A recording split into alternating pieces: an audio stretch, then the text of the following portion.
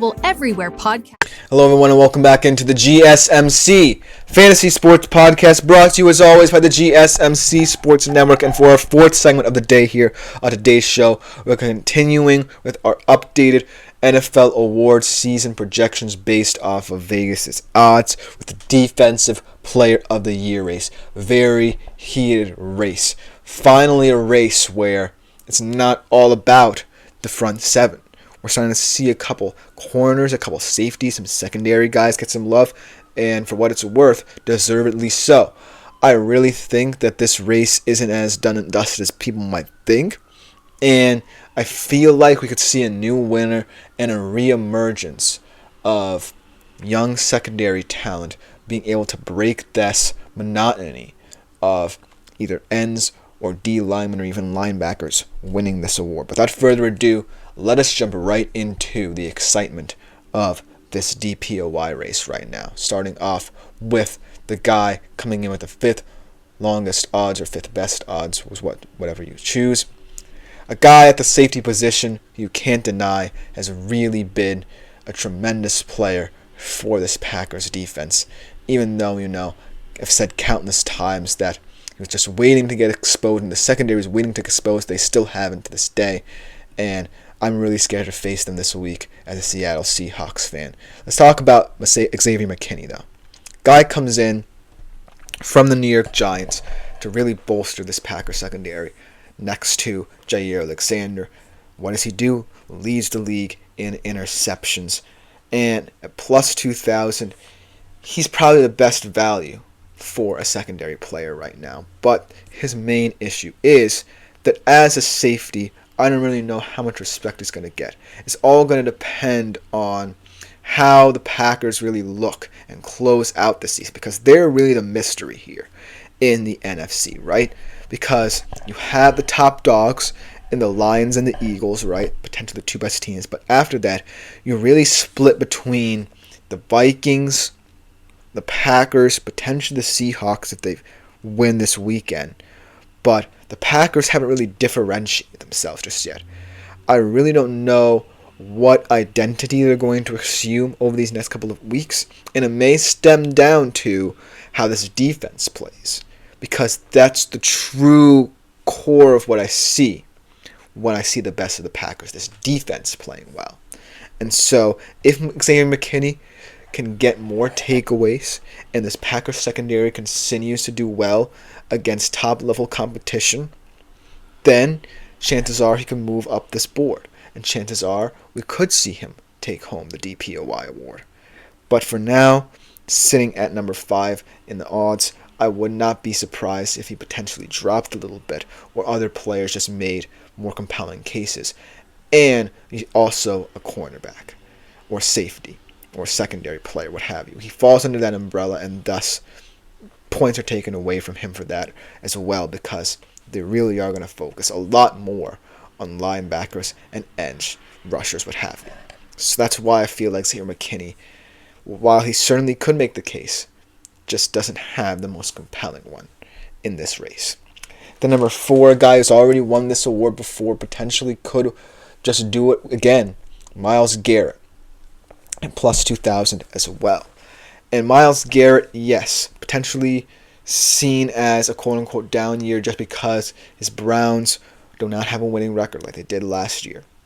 But I do think, not for nothing, that Myles Garrett, by name and brand alone, is in this race.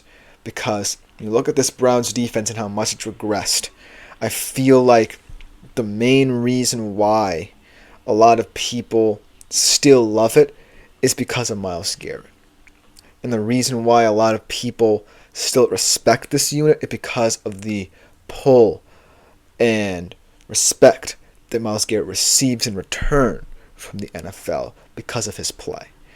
And it's not often that someone who has played for a very moribund franchise for most of his career has this much gravitas in the NFL, no matter how he's playing, how his team is playing.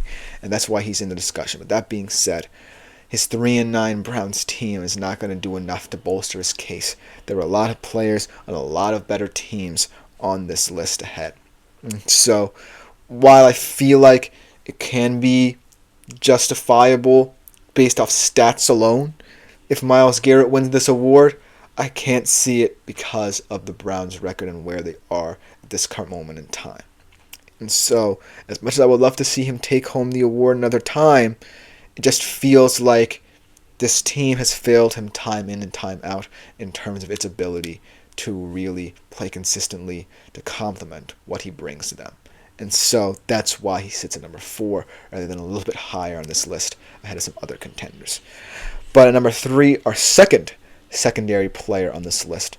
I'm telling you, this rejuvenation, this revolution rather, is coming. Pat Surtain II. And what he doesn't have in terms of takeaways compared to McKinney, he has just being a lockdown corner. And sometimes that's all you have to do to gain respect in the NFL. Plus 1,500.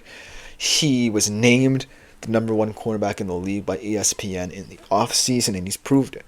And like I said, now many stats, I believe he only has 2 interceptions this year. He has a lot of passes defended, but ultimately, stats-wise, the committee might not go for him just because of the fact that he doesn't have takeaways to his name. But I do feel like another reason why he's at only number 3 is because of the fact this quote-unquote no-name even to the Broncos has actually played well around him. Because if it were more anomalous, I think it would have worked more for him, much unlike what Myles Garrett is going through because of the fact he's an anomalous player on what could have been a much worse defense. Because his defense is playing so well with him, his talents are kind of going a little bit more understated as well, because we're now growing to respect the entire Broncos defense and not just Pat Surtain. We're respecting guys like Riley Moss, Jaquan McMillan, Zach Allen, what have you. And so that's why Pat Surtain sits a little bit low on this list, because for all intents and purposes, he could have been number 1 on this list for just the ability to be the most exceptional cover corner in the NFL today.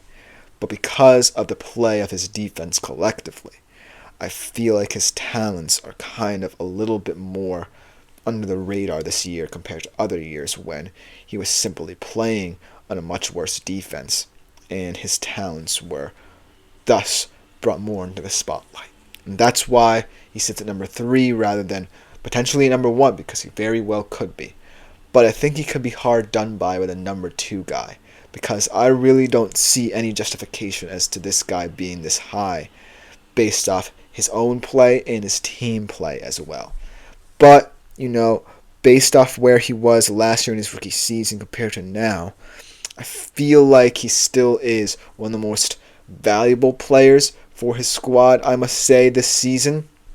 And not for nothing, for what it's worth, could be the reason that they get into the postseason, the reason they might make some noise there as well. He is Will Anderson. And when I look at this Texans team and the reason why I feel like Will Anderson should not be this high in terms of odds is because of the fact that this defense, while the best part of this team, still does not look like the unit it looked like last year. And this team as a whole does not look like the team it was last year. And that's the issue I have. Because let's say this Texans team really regressed, and they were more like a 9-8 team rather than a 11-6, 10-7 team. Then, if Will Anderson played a big role in that campaign and they snuck into the playoffs and they upset somebody, then potentially I could have said, well, that alone could propel Will Anderson into the conversation alone. But this season, I really can't see, because now we know that the Houston Texans are kind of paper tigers right now. Now we see the cracks of the foundation there. And so that's why I feel like it's not justified. He is still 7th in sacks in the league, but it's only at 9.5. And right now, I feel like the number 1 guy just has a more compelling case on a more compelling defense than Will Anderson right now.